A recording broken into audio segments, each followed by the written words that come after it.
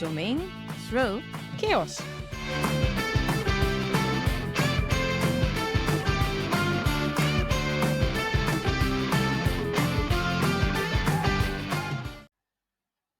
Hi guys, I'm Zoya from Zooming Through Chaos, the podcast I have with my two good friends.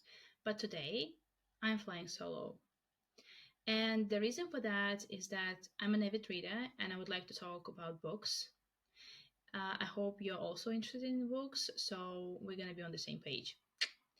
And as it's autumn, at least where I am at, it's autumn and it's gloomy, bleak, dark most of the time.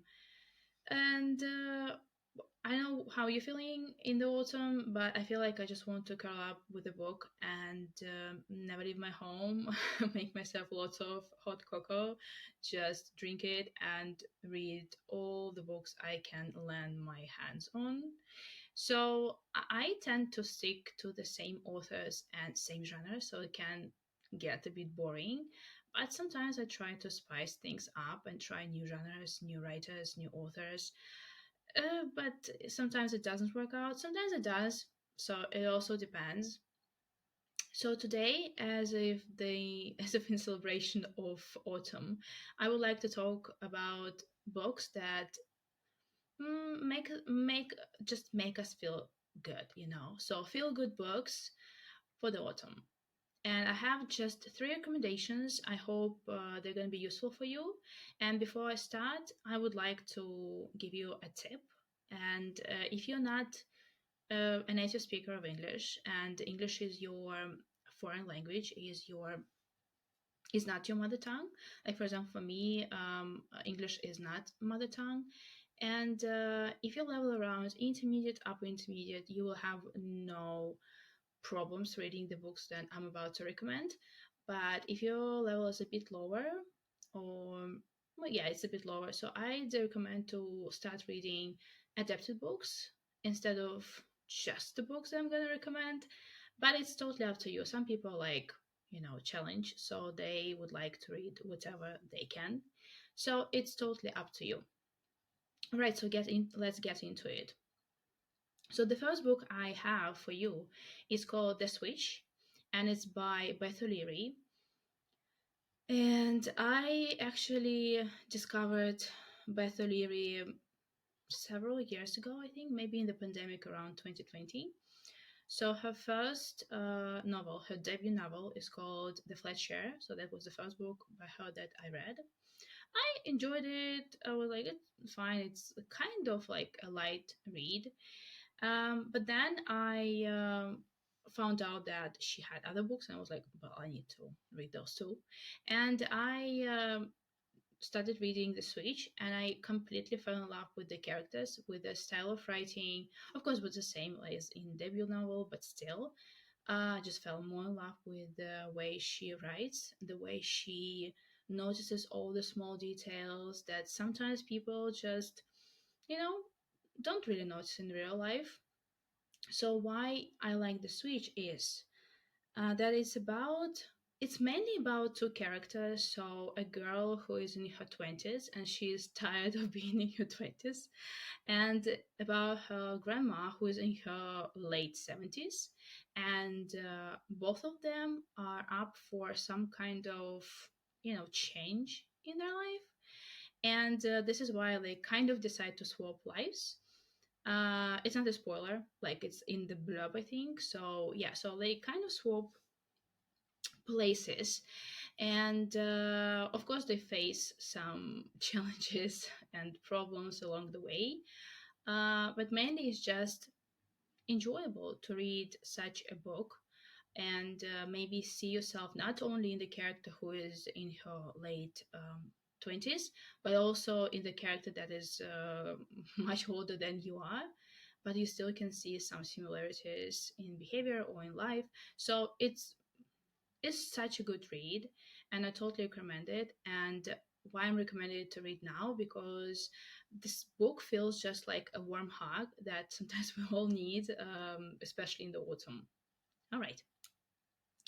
So the second recommendation is by the author called Nick Hornby. And I think most people know Nick Hornby because he also wrote About a Boy, and there's a film adaptation with, oh my god, what's his name? Anyways, there's a film adaptation, and also a novel called High Fidelity. But the book I read is called Just Like You, and this is the first book I read by this author. I haven't read any other books, but I would like to. So I don't remember how I came across the book. I think just bought it somehow. I like the cover. Sometimes I like the cover and I buy books. Sometimes it's a mistake, but in most cases, it's a win. So, anyways, what I wanna read the blurb because it really shows what the book is about. So it says, this warm, wise, highly entertaining 21st century love story is about what happens when the person who makes you happiest is someone you never expected. So you can get that it's a love story, but it's a kind of surprising love story, I'd say. So unexpected, uh, quite unexpected that people like that fall in love with each other. But still, it, again, the book makes you feel good. Um, I don't remember how much time it took me to read it, but I remember there was very little time that I spent reading that book, and so just made me feel again good. And there is a bit of politics going on in the book. There's like Brexit happening in the background, but it's like not really noticeable if you don't pay too much attention to it, I guess. So mostly it's just like two characters and their relationship, and also how people react to certain relationship between certain people. And sometimes you can find out that you might be, you know, finding some similarities to characters you thought you would never find similarities with. So yeah, it's just again a good read, and I highly recommend it. Yeah, and if you know, and if you read his other books, please do recommend them. Write in the comments. I would like to read some of his other books. All right, and the last one is by my, I wouldn't say my favorite author, but you know, it's like picking a favorite child. You can't really do it. So, but I'd say that this author is the one that really got me into reading because I first read her novel in Russian when I was a teenager and I got hooked uh, just immediately.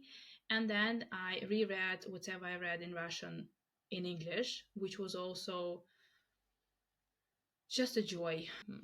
All right, so the author I'm going to talk about is Cecilia Ahen, and I hope I'm pronouncing it correctly. I'm going to write it somewhere here on the screen so you can see what author I'm talking about. So the book I'm going to recommend is called Raw. It's a story collection. There are around like 20 or maybe more stories. Some people call it like feminist story collection. I wouldn't say it, but it's about women, yes. And I'm gonna read just a bit of a blurb. So Cecilia Hen explores the endless ways in which women blaze through adversity with wit, resourcefulness, and compassion. Ahen takes the familiar aspects of women's lives, the routines, the embarrassment, the desires, and elevates these moments to the outlandish and hilarious with her astute blend of magical realism and social insight. Yeah, so some stories they really contain magical realism, which is fun because I like didn't know such style in her other books. And so I really recommend it to read not only to women but to men too. And never mind your gender, you're gonna enjoy it. Like maybe not all the stories. I also haven't enjoyed reading all the stories, but most of them I have. And I think you've heard about Celia Han as she wrote P.S. I Love You. There's also a film adaptation of that novel. And there is like actually a sequel called Postscript. And her other novels called Love Rosie, The Gift, and many others. I think she published a book. a year at least. So, anyways, so those were the books that I highly recommend you to read in the autumn because they feel like a warm hug, and God knows we all need it because it's becoming gray and grayer with with each day passing. So yeah, and if you have any other recommendations for me or for each other, please write in the comments. Let me know which ones you've read, which ones you haven't, what would like to. And yeah, so have a good read. Hope to see you soon. Bye bye.